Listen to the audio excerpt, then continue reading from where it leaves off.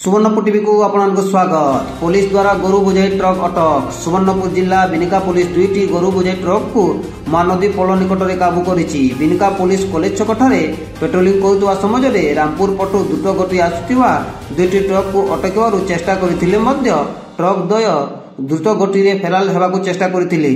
परे दुईटी ट्रक एका संगे द्रुत गति जाउथबा बेले पुलिस संदेह करी पिछा करथिबा निकट महानदी पोल निकट में धरिथिले।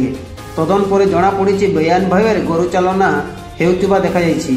ट्रक नंबर होउछि WB33F2152 और आउ गोटी ट्रक नंबर होउछि WB136423। गोटी ट्रक ड्राइवर घटनास्थल फेलार मारिथिबा बेले आउ जनक को अटक रखी अधिक तदन जारी रखिछि। समुदाय 70 रु अधिक गोरु मानकु निकट कामधेनु गो सेवा को गोरु निया जायछि।